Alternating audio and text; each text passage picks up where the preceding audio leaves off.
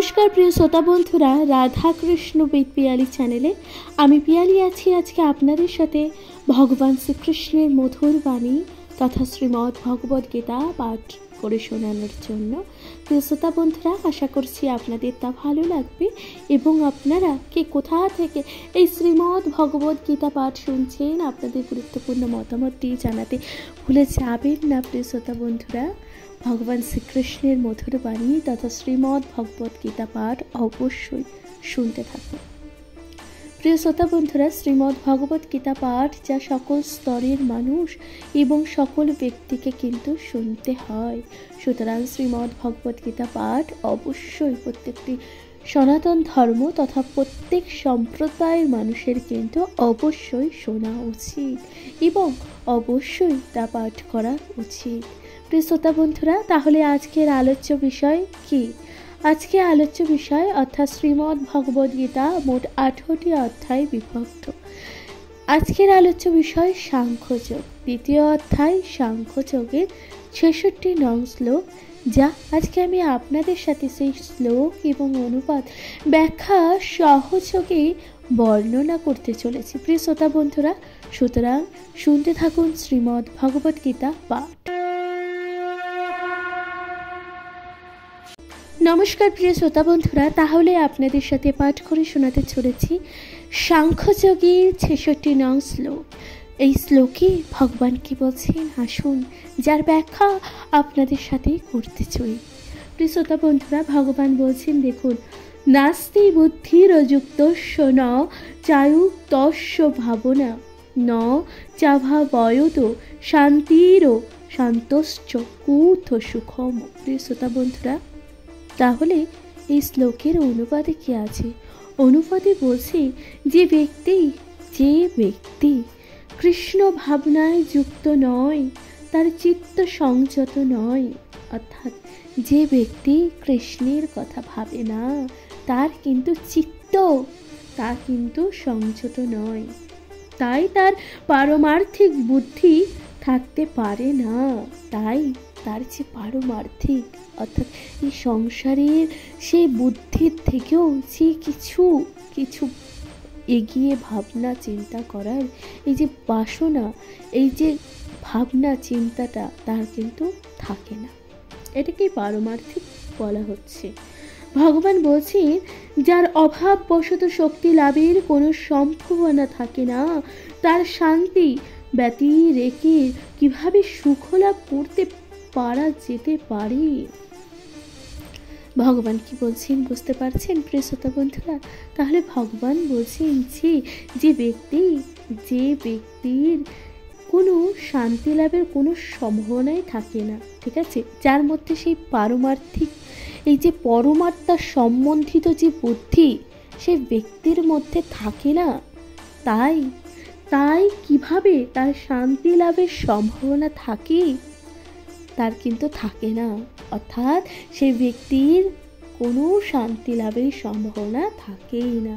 ভগবান তাই বলছে আর শান্তি ব্যতিরেক কিভাবে সুখ লাভ করে যেতে পারে, অর্থাৎ যে ব্যক্তির মনে শান্তি নেই তাহলে সে কিভাবে সুখ লাভ করতে পারে? প্রিয় শ্রোতা বন্ধুরা ভগবান তাই বলছেন। এবার এর তাৎপর্য দিয়ে ভগবান কি বলেছেন দেখুন। ভগবান বলছেন কৃষ্ণ ভাবনার না হতে পারলে শান্তি লাভ করা কোনো মতেই সম্ভব নয়, অর্থাৎ যে সকল ব্যক্তি কৃষ্ণের কথা চিন্তা করে না কৃষ্ণের কথা ভাবে না তারা কিভাবে শান্তি লাভ করবে নিজেদের জীবনে, অর্থাৎ কৃষ্ণ ভাবনা সম্বন্ধিত কৃষ্ণর কথা না ভাবলে কৃষ্ণ ভাবনা না চিন্তা করলে কোনো রকমভাবেই শান্তি লাভ করা সম্ভব নয়। প্রিয় শ্রোতা বন্ধুরা তাই পঞ্চম অধ্যায় বলেছি, পঞ্চম অধ্যায় প্রতিপন্ন করা হয়েছে যখন কেউ হৃদয়ঙ্গ করতে পারে শ্রীকৃষ্ণ সমস্ত যজ্ঞ ও তপস্যার একমাত্র ভোক্তা, তিনি সমস্ত বিশ্ব চরাচরের অধীশ্বর এবং তিনি সমস্ত জীবের প্রকৃত সুহৃদয়, তখনই কেবল সে প্রকৃত শান্তি লাভ কিন্তু করতে পারে। তাহলে দেখুন তাহলে এখানে কি বলছে, মানুষ নিজের জীবনে কখন সে প্রকৃত শান্তি লাভ করতে পারে তার ব্যাখ্যা দিয়েছে ভগবান। বলছে যখন মানুষ এটা বুঝতে পারে, এটা উপলব্ধি করতে পারে যে শ্রীকৃষ্ণ এই সমস্ত বিশ্ব চরাচরের একমাত্র অধীশ্বর এবং তিনি সমস্ত জীবের উৎস, প্রিয় শ্রোতা বন্ধুরা, তখনই সেই ব্যক্তি কিন্তু শান্তি লাভ করতে পারে। যখন সে কৃষ্ণকে বুঝতে পারে, যখন সে কৃষ্ণের ভাবনা বুঝতে পারে, প্রিয় শ্রোতা বন্ধুরা, তাই যে কৃষ্ণ ভাবনায় যুক্ত নয় তার মনের নির্দিষ্ট কোনো লক্ষ্য থাকে না, প্রিয় শ্রোতা বন্ধুরা। তাই যে ব্যক্তি কৃষ্ণের কথা ভাবে না, কৃষ্ণ ভাবনায় যুক্ত থাকে না, তার কিন্তু কখনো কোনো নির্দিষ্ট লক্ষ্য থাকে না। অর্থাৎ সেই ব্যক্তি নানান রকমের লক্ষ্যের কথা চিন্তা করে, আজ এই কর্ম করব, আজ অন্য দিন অন্য কর্ম করব, কিন্তু সেই ব্যক্তি কখনোই কোনো কর্মই করে উঠতে পারে না। বারংবার কিন্তু তার লক্ষ্যচ্যুত হয়, কারণ যে একটাই, ভগবান তাই বলেছেন, তার মনে সে শান্তি লাভ থাকে না। সে কেবলই শান্তি লাভ নির্দিষ্ট কৃষ্ণের ভাবনায় যুক্ত নয়। তার মনে কিভাবে তার লক্ষ্য পূরণ হতে পারে, কিভাবে তার নির্দিষ্ট লক্ষ্যে সে থাকতে পারবে। তাই ভগবান বলছেন, দেখুন, নির্দিষ্ট লক্ষ্যের অভাবে সমগ্র অশান্তির কারণ, এবং যখন সে ব্যক্তি নির্দিষ্ট লক্ষ্যে পৌঁছাতে পারছে না, তখন কিন্তু তার মনে অশান্তি তো আসবেই, তাই না? সুতরাং সে ব্যক্তির হৃদয় থেকে কিন্তু সুখ ও শান্তি চলেই যায়, তাই না প্রিয় শ্রোতা বন্ধুরা? আর কেউ যখন নিশ্চিতভাবে বুঝতে পারে যে শ্রীকৃষ্ণ পরম ভোক্তা, অধীশ্বর ও সর্বভূতের পরম সুহৃদয়, তখন তার চিত্ত স্থির হয় এবং তার ফলে সে প্রকৃত শান্তি লাভ করে। প্রিয় শ্রোতা বন্ধুরা, যখন কোনো মানুষ এটা উপলব্ধি করতে পারে যে বাসুদেব শ্রীকৃষ্ণ এই পরম বিশ্বের একমাত্র অধীশ্বর এবং তিনি সমস্ত কিছুই, ভগবান তখন বলছেন, তখন সে ব্যক্তির কিন্তু যে চিত্ত অর্থাৎ আত্মা কিন্তু শুদ্ধ হয় এবং সে অন্তর থেকে এক শান্তি লাভ করতে পারে। তাই শ্রীকৃষ্ণের সঙ্গে সম্বন্ধরিত হয়ে যে জীবন অতিবাহিত করে, সে যতই বাহ্যিকভাবে শান্তি ও পারমার্থিক প্রগতি দেখাবার চেষ্টা করুক না কেন, তখন সে ব্যক্তি সর্বদাই কিন্তু কি করে, সে সর্বদাই দুঃখ দুর্দশায় পীড়িত ও অশান্ত। কৃষ্ণ ভাবনা মৃত একটি স্বপ্রকাশিত শান্তিপূর্ণ অবস্থা, যা কেবল শ্রীকৃষ্ণের সঙ্গে সম্বন্ধ স্থাপন করার মাধ্যমে লাভ করা যেতে পারে। শ্রোতা বন্ধুরা, তাহলে কি বলছেন দেখুন, ভগবান বলছেন, যখন সে ব্যক্তি যতই বাহ্যিকভাবে শান্তি ও পারমার্থিক প্রগতির কথা বলুক না কেন, সে কিন্তু সর্বদাই দুঃখ পীড়িত এবং অশান্ত থাকে। কৃষ্ণ ভাবনামৃত একটি স্বপ্রকাশিত শান্তিপূর্ণ অবস্থায়, যা কেবল শ্রীকৃষ্ণের সঙ্গে সম্বন্ধ স্থাপনের মাধ্যমেই লাভ করা যেতে পারে। সুতরাং ভগবান বলছেন, জীবনে যদি আপনি শান্তি পেতে চান, জীবনে যদি আপনি সেই সুখ ও শান্তি নিজের অন্তরে পেতে চান, তাহলে পরমাত্মা শ্রীকৃষ্ণকে বুঝুন, কৃষ্ণকে বলছি তা বুঝুন। প্রিয়তা বন্ধুরা, দেখুন, এখানেই সমাপ্ত হচ্ছে 66 নং শ্লোক। যে শ্লোকে আমরা বুঝতে পারি যে শ্রীকৃষ্ণকে কিভাবে বোঝা যায় এবং যে ব্যক্তি শ্রীকৃষ্ণের ভাবনা এবং শ্রীকৃষ্ণকে বোঝে, তার কিন্তু জীবনে সুখ শান্তির কোনো অভাব থাকে না। প্রিয়তা বন্ধুরা, তাহলে এই শ্লোকে আমরা কিন্তু এটা উপলব্ধি করতে পারছি, তাই না? আপনাদের গুরুত্বপূর্ণ মতামত দিয়ে জানাতে ভুলে যাবেন না আপনারা কি কোথা থেকে শ্রীমদ্ ভগবদ্গীতা পাঠ শুনছেন। প্রিয়তা বন্ধুরা, তাহলে এখানেই সমাপ্ত হচ্ছে 66 নং শ্লোক।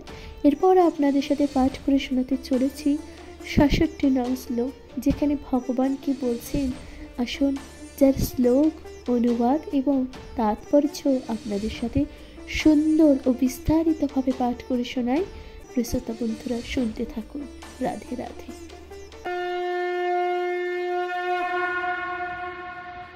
নমস্কার প্রিয় শ্রোতা বন্ধুরা, তাহলে সাংখ্যযোগীর 67 নং শ্লোকে ভগবান কি বলছেন আসুন আপনাদের সাথে তা ব্যাখ্যা করি। ভগবান শ্রীকৃষ্ণ শ্লোকে কি বলছে দেখুন। শ্লোকে বলছে ইন্দ্রিয়াণাং হি চৌতারাং জন্মন অনুবিধীয়তে তদস্য হরতি প্রজ্ঞা বায়ুনা ব্রহ্মী ব্রহ্মস্য। প্রিয় শ্রোতা বন্ধুরা, তাহলে এই শ্লোকের অনুবাদ করতে গিয়ে ভগবান কি বলেছেন জানেন? ভগবানের অনুবাদে বলেছেন প্রবল বায়ু নৌকাকে যেমন জলের ওপরে দ্রুত ভাসিয়ে নিয়ে যায়, প্রবল বায়ু যেমন নৌকাকে জলের ওপর দ্রুত ভাসিয়ে নিয়ে যায় প্রিয় শ্রোতা বন্ধুরা, তেমনি সদা বিচরণকারী যে কোনো একটি ইন্দ্রিয়ের প্রতি আকর্ষণের ফলে মন অসংযত ব্যক্তির প্রজ্ঞাকে হরণ করতে পারে প্রিয় শ্রোতা বন্ধুরা। তাহলে কি বলছি দেখুন, ঠিক তেমনি সদা বিচরণকারী অর্থাৎ যেই আমাদের পঞ্চ ইন্দ্রিয় আছে না, তা সদা বিচরণকারী এমন একটি ইন্দ্রিয়ের প্রতি আকর্ষণের ফলে মন অসংযত ব্যক্তির প্রজ্ঞাকে হরণ করে নেয় প্রিয় শ্রোতা বন্ধুরা। তাই ভগবান এই উদাহরণ দিয়ে বলেছেন জানেন। এবারে তাৎপর্যে কি আছে? তাৎপর্যে বলছেন ভগবান ভগবত ভক্ত যদি তার প্রত্যেকটি ইন্দ্রিয়কে ভগবানের সেবায় নিয়োজিত না করেন, অর্থাৎ যারা ভগবত ভক্ত হয়, যে সকল ব্যক্তি শ্রীমদ্ ভগবত গীতা পাঠ করেন এবং এই ভগবত ভক্তি তারা করেন, তারা যদি তার পঞ্চ ইন্দ্রিয়কে ভগবানের সেবায় না নিয়োজিত করে প্রিয় শ্রোতা বন্ধুরা, যদি একটি ইন্দ্রিয় জড়সুখ উপভোগ করার প্রয়াসী হয়, যদি আমাদের এই পঞ্চ ইন্দ্রিয়ের মধ্যে একটি ইন্দ্রিয় যদি এই যে জড়সুখ ভোগ করার প্রয়াসী হয়, তাহলে তার পারমার্থিক উন্নতি বাধাপ্রাপ্ত হতে পারে। তাহলে সেই যে পারমার্থিক অর্থাৎ পরমেশ্বরের লাভকে উন্নতির পথে কিন্তু বাধাপ্রাপ্ত হতে পারে প্রিয় শ্রোতা বন্ধুরা। মহারাজ অম্বরীশের জীবনের মাধ্যমে যেটি প্রদর্শিত করা হয়েছে, সব কয়েকটি ইন্দ্রিয়কে ভগবানের সেবায় নিয়োজিত করতে হবে, কেননা সেটি মনকে নিয়ন্ত্রণ করার যথার্থ কৌশল। তাহলে আমাদের মনকে নিজের বশে অর্থাৎ নিজেদের বশে আনার জন্য, নিজেদের নিয়ন্ত্রণে আনার জন্য আমাদেরকে কি করতে হবে? আমাদের পঞ্চ ইন্দ্রিয়গুলোকে ভগবানের সেবায় সম্পূর্ণভাবে নিয়োজিত করতে হবে প্রিয় শ্রোতা বন্ধুরা। এই যে আমাদের পঞ্চ ইন্দ্রিয় আছে, তা ভগবানের সেবায় সুন্দরভাবে নিয়োজিত করতে হবে এবং একটিও ইন্দ্রিয় যাতে এই যে জড় সুখের ভোগের কামনায় না থাকে, তাহলে কিন্তু এই যে পারমার্থিক সুখ, পরমেশ্বর লাভের যে সুখ থেকে বঞ্চিত হতে পারেন প্রিয় শ্রোতা বন্ধুরা। তাই ভগবান বলেছেন যে যদি কৃষ্ণ ভক্ত হন, ভগবত ভক্ত হন, তাহলে আপনাকে আপনার পঞ্চ ইন্দ্রিয় দিয়ে ভগবানের সেবা করতে হবে প্রিয় শ্রোতা বন্ধুরা। তাহলে আমরা কি বুঝতে পারি? 67 নং শ্লোক এখানেই সমাপ্ত হচ্ছে। অর্থাৎ এই শ্লোকে আমরা এটাই জানতে পারি যে কৃষ্ণকে ভালোবাসতে গেলে নিজের পঞ্চ ইন্দ্রিয় দিয়ে তাকে সেবা করুন, ভালোবাসুন মন থেকে প্রিয় শ্রোতা বন্ধুরা। তাহলেই আপনি কৃষ্ণ লাভ করতে সক্ষম প্রিয় শ্রোতা বন্ধুরা। তাহলে এখানেই সমাপ্ত হচ্ছে 67 নং শ্লোক। এরপর আপনাদের সাথে আলোচনা করতে চলেছি 68 নং শ্লোক। এই শ্লোকে ভগবান কি বলছেন আসুন যার ব্যাখ্যা আপনাদের সাথে করি। শ্রোতা বন্ধুরা, তাহলে শুনতে থাকুন শ্রীমদ্ ভগবদ গীতা পাঠ। এবং আপনারা কে কোথা থেকে শ্রীমদ্ ভগবদ গীতা পাঠ শুনছেন আপনাদের গুরুত্বপূর্ণ মতামত দিয়ে জানাতে ভুলে যাবেন না। শ্রোতা বন্ধুরা, চ্যানেলে প্রথমবার শুনে থাকলে অবশ্যই চ্যানেলটাকে সাবস্ক্রাইব করে দিতে ভুলে যাবেন না। কমেন্টে লিখতে একদমই ভুলে যাবেন না। রাধে রাধে শ্রোতা বন্ধুরা।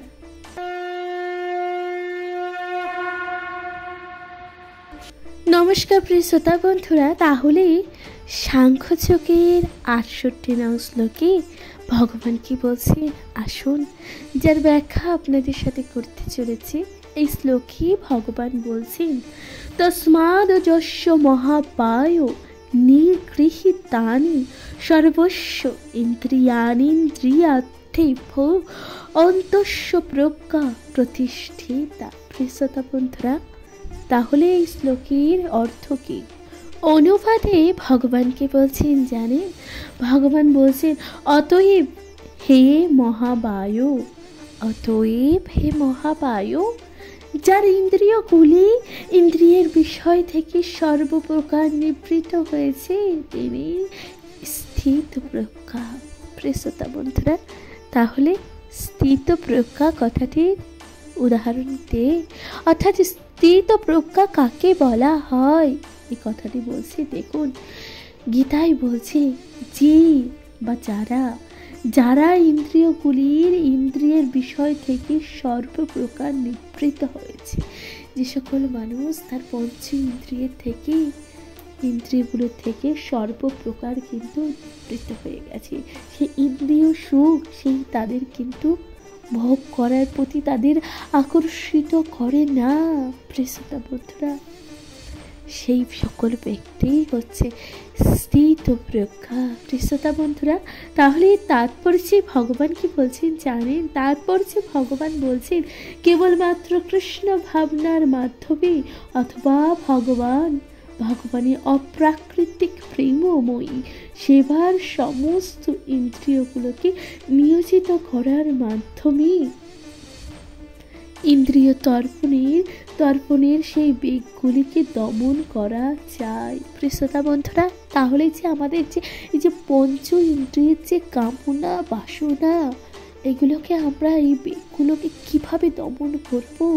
গীতায় কি বলছে দেখুন, বলছে যে সকল শুধুমাত্র কেবলমাত্র, এখানে বলছে কেবলমাত্র কৃষ্ণ ভাবনার মাধ্যমে, অর্থাৎ কৃষ্ণের কথা ভাবতে ভাবতে কৃষ্ণের ভাবনার মাধ্যমে অথবা ভগবানের সেই অপ্রাকৃতিক প্রেমময় ভগবান, আপনি সেই অপ্রাকৃতিক অর্থাৎ কল্পনা করছেন ভগবানের সেই অপ্রাকৃতিক প্রেমময় সেবার কথা এবং সেই সমস্ত ইন্দ্রিয়গুলোকে নিয়োজিত করেছেন সেই সেবায়, ইন্দ্রিয় তর্পণের সেই বেগগুলোকে দমন করা যায়। শ্রোতা বন্ধুরা, তাহলে এইভাবেই আমাদের যে ইন্দ্রিয়ের যে ইন্দ্রিয়ের যে বেগগুলোকে দমন করা যায়। যেমন উচ্চতর শক্তি প্রয়োগ করে শত্রুদের দমন করা যায়। প্রিয় শ্রোতা বন্ধুরা, কি বলছি দেখুন, যেমন উচ্চতর কোনো শক্তি প্রভাব প্রয়োগ করে শত্রুদের কিন্তু দমন করা যায়, ইন্দ্রিয়গুলোকে তেমন দমন করা যায়, অর্থাৎ এই যে পঞ্চ ইন্দ্রিয়গুলোকেও কিন্তু ঠিক তেমনভাবে দমন করা যায়, কোনো মানসিক প্রচেষ্টার মাধ্যমে নয়। অর্থাৎ আপনি যদি ভাববেন বা কোনো মানসিকভাবে আপনি যদি ভাবছেন আপনার পঞ্চ ইন্দ্রিয়গুলোকে আপনি সংযম করতে পারেন, তাহলে কিন্তু কখনোই সম্ভব নয়। কেবল সেগুলোই ভগবানের সেবায় নিয়োজিত রাখার মাধ্যমে তা সম্ভব। তাহলে শুধুমাত্র আপনার পঞ্চ ইন্দ্রিয়গুলোকে সংযম করা যায় ভগবানের সেবার মাধ্যমে। তাই ভগবান বলছেন বারংবার এটি যিনি বুঝতে পেরেছেন, যে এই কথাটি যে ব্যক্তি বুঝতে পারছে কৃষ্ণ ভাবনায় মানুষকে পরিশুদ্ধ বুদ্ধি ও প্রজ্ঞা এনে দেয়। প্রিয় শ্রোতা বন্ধুরা, তাহলে এই কথাটি যে ব্যক্তি বুঝতে পারছে সে কিন্তু কৃষ্ণ ভাবনায় মানুষকে এক পরিশুদ্ধ বুদ্ধি এবং প্রজ্ঞা এনে দেয়। এবং কোনো সদ্গুরুর অনুগত্য সেই পদ্ধতির অনুশীলন করতে হয়। অর্থাৎ কোনো সদ্গুরু, আপনি কোনো পথ অর্থাৎ ঈশ্বর লাভের পথে উদ্দেশ্যে আপনি যাত্রা করছেন, তাহলে আপনাকে কাকে শরণাপন্ন হতে হবে? একজন সদ্গুরুর প্রয়োজন। একজন সদ্গুরুই যে আপনাকে সেই মার্গ দর্শন করাবে। প্রিয় শ্রোতা বন্ধুরা, তাই ভগবান বলছেন তাকেই বলা হয় সাধক বা জড়বন্ধন থেকে মুক্ত হবার যোগ্য পাত্র। অর্থাৎ কাকে সাধক বলা হয়? অর্থাৎ সেই ব্যক্তি, সেই গুরুই যে কিনা আপনাকে এই জড় জগৎ থেকে মুক্ত হওয়ার পথ দর্শন করাবে এবং জড় জগৎ থেকে মুক্ত হওয়ার মার্গ দেখাবে। সেই ব্যক্তি কিন্তু একমাত্র শক্তি এবং সেই সাধক, এবং তাকেই এই জড় বন্ধন থেকে মুক্তি হবার যোগ্য পাত্র বলে মনে করা হয়। প্রিয় শ্রোতা বন্ধুরা, তাহলে এখানেই সমাপ্ত হচ্ছে ৬৮ নং শ্লোক, যেখানে ভগবান কি সুন্দরভাবে বলেছেন যে কোনো রকম মানসিক শক্তির দ্বারা আপনি কিন্তু নিজের পঞ্চ ইন্দ্রিয়গুলোকে সংযম করতে পারবেন না। পঞ্চ ইন্দ্রিয়গুলোকে যদি সংযম করতে হয়, অর্থাৎ নিজের নিয়ন্ত্রণে আনতে হয়, তাহলে আপনাকে কিন্তু কৃষ্ণ ভাবনায় রত থাকতে হবে। প্রিয় শ্রোতা বন্ধুরা, হরে কৃষ্ণ। তাহলে এখানেই সমাপ্ত হচ্ছে ৬৮ নং শ্লোক। কমেন্টে লিখতে একদমই ভুলে যাবেন না। জয় শ্রী রাধা কৃষ্ণ। এরপর আপনাদের সাথে আলোচনা করে শোনাতে চলেছি, অর্থাৎ পাঠ করে শোনাতে চলেছি শ্রীমদ্ ভগবদ গীতার ৬৯ নং শ্লোক। প্রিয় শ্রোতা বন্ধুরা, শুনতে থাকুন অবশ্যই এই ভগবান শ্রীকৃষ্ণের শ্রীমদ্ ভগবদ গীতা পাঠ। নমস্কার প্রিয় শ্রোতা বন্ধুরা, তাহলে সাংখ্যযোগের ৬৯ নং শ্লোকে ভগবান কি বলছেন জানেন? ভগবান বলছেন, যা নিশা সর্বভূতানাং তস্যা জাগৃতি সংযমী, যস্যাং জাগৃতি ভূতানি সা নিশা প্রসত মুনি। প্রিয় শ্রোতা বন্ধুরা, তাহলে এই শ্লোকের অনুবাদে ভগবান কি বলছেন আসুন। ভগবান বলছেন, সমস্ত জীবের পক্ষে যা রাত্রি স্বরূপ স্থিতপ্রজ্ঞ সেই রাত্রিকে জাগতিক এবং আত্মবুদ্ধিনিষ্ঠ আনন্দকে সাক্ষাৎ অনুভব করেন। শ্রোতা বন্ধুরা, আর যখন সমস্ত জীবেরা জেগে থাকে, তখন তত্ত্বদর্শী মুনির নিকট তা রাত্রি স্বরূপ। শ্রোতা বন্ধুরা, ভগবান শ্রীকৃষ্ণ কি বলছেন দেখুন। ভগবান শ্রীকৃষ্ণ বলছেন, এই যে স্থিত প্রজ্ঞ যে সকল মানুষ থাকে, যারা নিজেদের পঞ্চ ইন্দ্রিয়কে নিয়ন্ত্রণে রাখতে পারে, তাদেরকে কিন্তু স্থিত প্রজ্ঞ বলছে। তারা কি করে? তারা এই যে রাত্রিতে তারা এই যে রাত্রিবেলায় এক জাগতিক আনন্দ অনুভব করে। অর্থাৎ তারা এই রাত্রিবেলাকে কিন্তু কাজে লাগায় এবং ভগবানের আরাধনায় রত থাকে। এবং যখন সমস্ত জীবেরা জেগে থাকে, অর্থাৎ দিনের বেলায়, তখন সেই তত্ত্বদর্শী মুনির কাছে তার নিকট রাত্রি স্বরূপ। বন্ধুরা, বুঝতে পারছেন এই তাৎপর্যে ভগবান কি বলেছেন? আসুন যার ব্যাখ্যা করি। তাৎপর্যে ভগবান বলেছেন, এই জগতে ২ রকমের বুদ্ধিমান মানুষ বিদ্যমান। অর্থাৎ এই যে আমাদের জগৎটাকে দেখছেন, এই জগতে কিন্তু ২ রকমের মানুষ বিদ্যমান। শ্রোতা বন্ধুরা, এক ধরনের বুদ্ধিমান মানুষ ইন্দ্রিয় সুখ ও ভোগের উদ্দেশ্যে বৈষয়িক ব্যাপারে দক্ষ। শ্রোতা বন্ধুরা, এক ধরনের বুদ্ধিমান মানুষ আছে যারা ইন্দ্রিয়ের সুখ ভোগের উদ্দেশ্যে কিন্তু দক্ষ।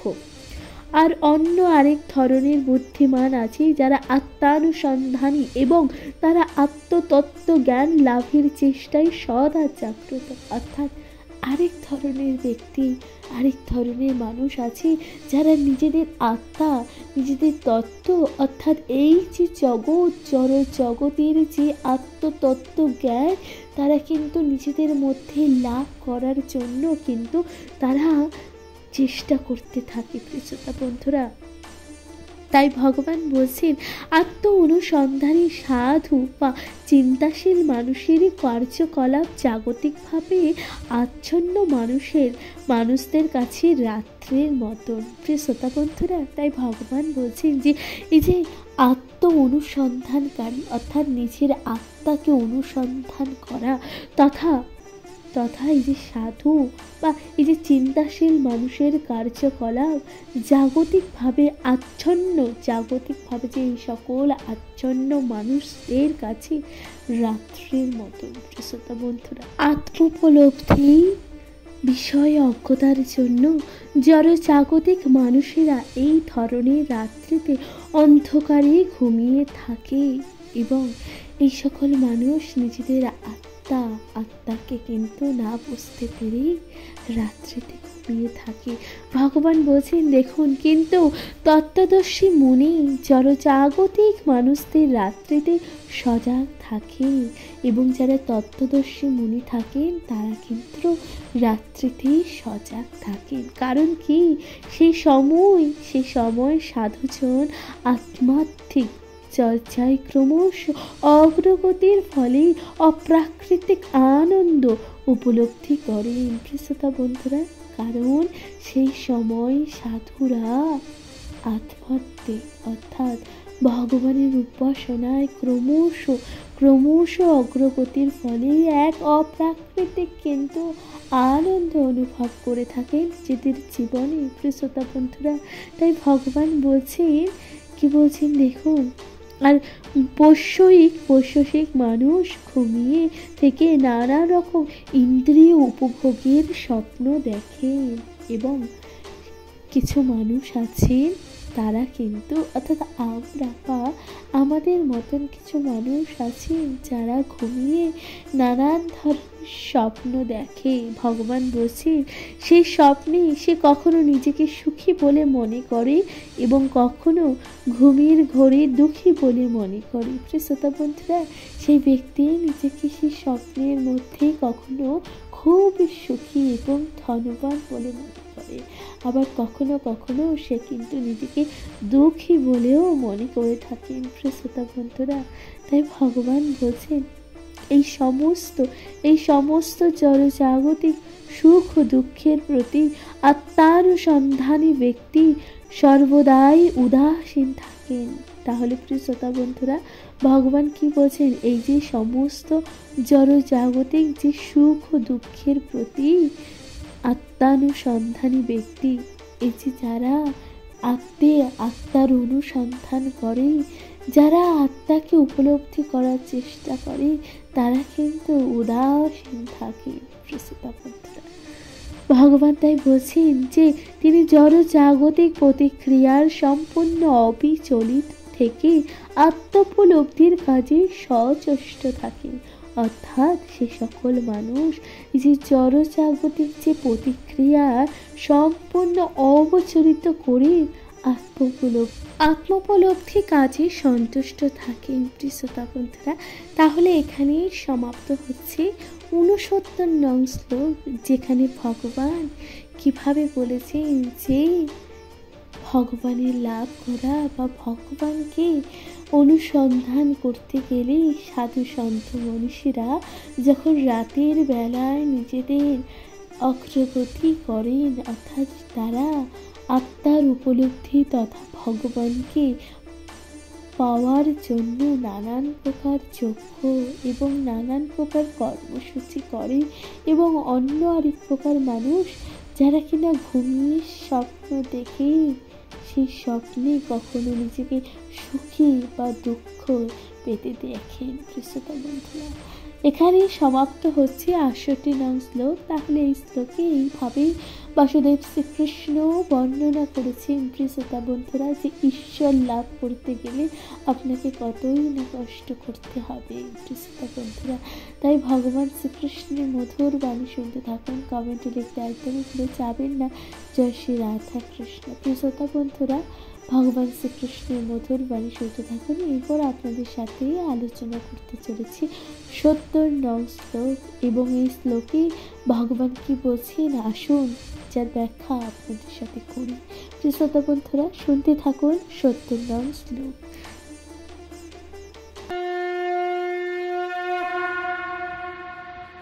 প্রিয় শ্রোতা বন্ধুরা, তাহলে 70 নং শ্লোকে সাংখ্যযোগের 70 নং শ্লোকে ভগবান কি বলছেন আসুন যার ব্যাখ্যা আপনাদের সাথে করি। ভগবান বলছেন, অপূর্ব অপূর্যমান ও জল প্রতিষ্ঠাং সমুদ্র মা প্রবসন্তি যদ্রিত তদ্রৎ কামং ইয়া প্রবিশন্তি সর্বে সশান্তি মা প্রত্নী না কাম কামি। প্রিয় শ্রোতা বন্ধুরা, তাহলে এই শ্লোকের অনুবাদে ভগবান কি বলছেন? অনুবাদে ভগবান বলছেন, জলরাশি সদা সদা পরিপূর্ণ ও স্থির সমুদ্রে প্রবেশ করেও যেমন তাকে প্রভাবিত করতে পারে না, ফলস্বরূপ তেমন স্থিত প্রজ্ঞা ব্যক্তিকে প্রবিষ্ট হলেও তাকে বিক্ষিপ্ত করতে পারে না, অতএব তিনি শান্তি লাভ করেন। বিষয়কামী ব্যক্তি কখনোই শান্তি লাভ কিন্তু করতে পারে না। ভগবান দেখেছেন কি বলছেন, যে কোন সকল মানুষ জীবনে শান্তি লাভ করতে পারে এবং কারা পারে না, তা কিন্তু ভগবান কি সুন্দরভাবে বলেছেন। প্রিয় শ্রোতা বন্ধুরা, ভগবান বলেছেন যে সকল মানুষ শান্তি লাভ করতে পারে তারা কিন্তু স্থিত প্রজ্ঞ তাদের হতে হবে, এবং যারা বিষয়কামী এবং যারা ভোগ বিলাসের মধ্যে থাকতে চায় তারা কিন্তু কখনোই শান্তি লাভ করতে পারে না। প্রিয় শ্রোতা বন্ধুরা, তাহলে এর তাৎপর্য কি বলছেন আসুন যার ব্যাখ্যা করি।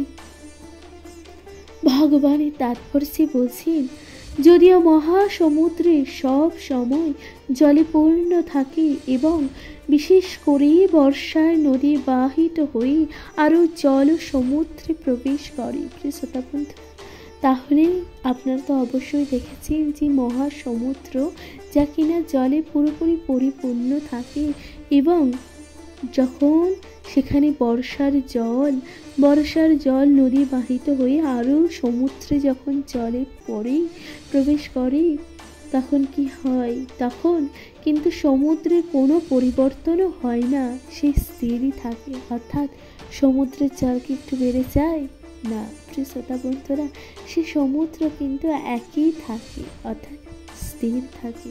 ভগবান বলছেন সমুদ্র তখন বিক্ষিপ্ত হয় না, এমনকি বেলাভূমির অতিক্রমও করে না।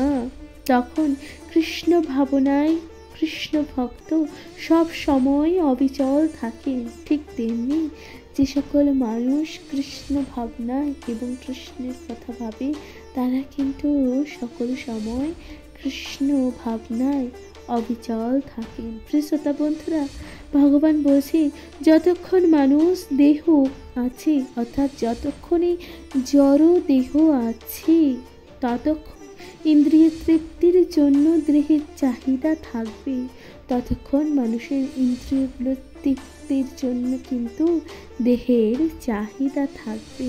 কিন্তু ভগবানের ভক্ত তার পরিপূর্ণতার জন্য সমস্ত কামনা বাসনার দ্বারা কখনো বিচলিত হন না। কিন্তু যে সকল মানুষ ভগবানের ভক্ত হন তারা তাদের কামনা বাসনার দ্বারা কখনোই বিচলিত হন না। কৃষ্ণ ভক্তের কোনো কিছুরই অভাব থাকে না। অর্থাৎ যে সকল মানুষ কৃষ্ণ ভক্ত হন তাদের কিন্তু কোনো কিছুরই অভাব থাকে না, কারণ ভগবান তার সমস্ত প্রয়োজন পূরণ করেন, কারণ সে সকল কৃষ্ণ ভক্তের সকল মনোবাসনা কিন্তু ভগবান ইতিমধ্যেই পূরণ করে থাকে। তাই বলছি দেখুন, তাই তিনি সমুদ্রের মতো নিজের মধ্যেই সর্বদা পরিপূর্ণ থাকে। নদীর জলে সমুদ্র প্রবেশ করার মতন কামনা বাসনা তার হৃদয়ে প্রবেশ করলেও তিনি অবিচল থাকেন এবং বিন্দুমাত্র কামনা বাসনার দ্বারা বিক্ষুব্ধ হন না, অর্থাৎ তার মধ্যে কিন্তু সেই কামনা বাসনার জন্ম নেয় না। সমুদ্রের জলে যখন আরও কিছুটা জল পড়ে, সমুদ্রের জলকে পরিবর্তন হয় কখনোই না। তাই ভগবান বলছেন সেই সমুদ্রের জলের মতন কিন্তু সেই কৃষ্ণ ভাবনায় রত থাকা মানুষেরা অবিচল থাকেন এবং তাদের মনে সেই কামনা বাসনার কিন্তু কোনো স্থান তারা দেয় না। তাই বলেছেন সেটি ভগবত ভক্তির প্রমাণ। জড় জগতের ভোগ ও বাসনার প্রতি তিনি সম্পূর্ণ উদাসীন। এই জড় জগতের ভোগ ও বাসনার প্রতি সেই ব্যক্তি সম্পূর্ণভাবে কিন্তু উদাসীন, যদিও বাসনাগুলি বর্তমান থাকে। ভগবানের সেবায় গভীরভাবে মগ্ন থাকার ফলে তিনি যে আনন্দ লাভ করে তা সমুদ্রের মতন অতল স্পর্শী। শ্রোতা বন্ধুরা, ভগবানের সেবা লাভ করার জন্য তিনি যে আনন্দ লাভ করে তা কিন্তু একেবারেই অতল স্পর্শী। তাই ভগবান বলছেন আর তিনি পূর্ণ শান্তি উপভোগ করেন। তিনি কিন্তু মনে এক পূর্ণ শান্তি অনুভব করেন। শ্রোতা বন্ধুরা, ভগবান তাই বলছেন দেখুন, পক্ষান্তরে যারা এমনি মুক্তির আকাঙ্ক্ষী, জাগতিক সাফল্যের জন্য আকাঙ্ক্ষীদের আর কি কথা, তারা সর্বদাই অশান্ত, সকাম কর্মী, মুক্তিকামী, সিদ্ধিকামী যোগী, সকলেই তাদের অপূর্ণ বাসনার কারণে অশান্ত। অর্থাৎ সে সকল মানুষ তাদের কিন্তু অপূর্ণ যে বাসনাগুলো থাকে সেজন্য তারা কিন্তু অশান্ত থাকে। কিন্তু কৃষ্ণ ভক্ত ভগবানের সেবায় সর্বত্রভাবে পরম আনন্দ লাভ করে। অর্থাৎ সেই কৃষ্ণ ভক্ত মানুষেরা ভগবানের সেবায় কিন্তু পরম আনন্দ লাভ করে। তার কোনো বাসনাই অপূর্ণ থাকে না। বাস্তবিক পক্ষে তিনি এমনকি জড় জগতের তথাকথিত বন্ধন থেকে মুক্তির কামনাও করেন না। কৃষ্ণ ভক্তদের কোনো জড় কামনা বাসনাই থাকে না এবং তাই তারা সম্পূর্ণরূপে শান্ত। শ্রোতা বন্ধুরা, এই যে কৃষ্ণ যারা ভক্ত থাকেন তাদের কিন্তু কখনোই যে কামনা বাসনা তাদের মধ্যে থাকে না। তারা এই যে জড় জাগতিক বস্তু থেকে কিন্তু তারা সম্পূর্ণভাবেই মুক্ত থাকে। শ্রোতা বন্ধুরা, তাহলে এখানেই সমাপ্ত হচ্ছে ৭০ নং শ্লোক। ৭০ নং শ্লোকে ভগবান কত সুন্দরভাবে ব্যাখ্যা করেছে যে সকল কৃষ্ণ ভক্তের মধ্যে কখনো কৃষ্ণ ছাড়া, কৃষ্ণ ব্যতীত তাদের মধ্যে কিন্তু কোনো কামনা বাসনার স্থান তারা দেয় না। এখানে কিন্তু ভগবান তা বর্ণনা করেছেন। প্রিয় শ্রোতা বন্ধুরা, আশা করছি তা আপনাদের ভালো লেগেছে। শ্রীমদ্ ভগবত গীতা পাঠ আমি পিয়ালি আজকে আপনাদের সাথে ভগবান শ্রীকৃষ্ণের শ্রীমদ্ ভগবত গীতা পাঠ করে শোনালাম। আশা করছি আপনাদের ভালো লেগেছে। সকল কাছের মানুষ তথা সর্বোপরি নিজেদের আত্মীয় স্বজন, নিজেদের কাছের মানুষদের সাথেই শ্রীমদ্ ভগবত গীতা পাঠ করে শোনাতে একদমই ভুলে যাবেন না। সকলের সাথে ভাগ করে নিন শ্রীমদ্ ভগবত গীতা পাঠ। সবাই পাশে থাকুন, অনুগ্রহ করে সবাই চ্যানেলটিকে সাবস্ক্রাইব করে দিন, লাইক কমেন্ট শেয়ার করে অবশ্যই পাশে থাকুন। প্রিয় শ্রোতা বন্ধুরা, শ্রীমদ্ ভগবত গীতা পাঠ সকল স্তরের মানুষ তথা সর্বোপরি সকল মানুষকে কিন্তু শোনা উচিত। শ্রীমদ্ ভগবত গীতা পাঠ যা মানুষের দিক পরিবর্তন এবং চেতনার উন্মোচন করতে কিন্তু সক্ষম। সুতরাং শ্রীমদ্ ভগবত গীতা পাঠ যা সকল স্তরের মানুষকে এবং সকল সম্প্রদায়ের মানুষের কিন্তু শোনা উচিত। শ্রীমদ্ ভগবত গীতা পাঠ আপনারা কে কোথা থেকে শুনছেন এই শ্রীমদ্ ভগবত গীতা পাঠ আপনাদের গুরুত্বপূর্ণ মতামত দিয়ে এবং আপনাদের গুরুত্বপূর্ণ মতামত যা অনেক বেশি কৃষ্ণ ভক্তিময় হবে। এবং কমেন্টে লিখতে ভুলে যাবেন না জয় শ্রী রাধা কৃষ্ণ। প্রিয় শ্রোতা বন্ধুরা, চ্যানেলে প্রথমবার হয়ে থাকলে অবশ্যই চ্যানেলটিকে সাবস্ক্রাইব করে দিতে ভুলে যাবেন না। লাইক কমেন্ট শেয়ার করে অবশ্যই পাশে থাকবেন। ভালো থাকুন, সুস্থ থাকুন, তথা শ্রীমদ্ ভগবদ গীতা পাঠ অবশ্যই শুনতে থাকুন। প্রিয় শ্রোতা, কমেন্টে লিখতে ভুলে যাবেন না জয় শ্রী রাধা কৃষ্ণ। প্রিয় শ্রোতা বন্ধুরা, ভালো থাকবেন, সুস্থ থাকবেন এবং শ্রীমদ্ ভগবদ গীতা পাঠ অবশ্যই শুনতে থাকবেন। তাহলে আজকের মতো জানাচ্ছি এখানে বিদায়। ভালো থাকুন, সুস্থ থাকুন। রাধে কৃষ্ণ।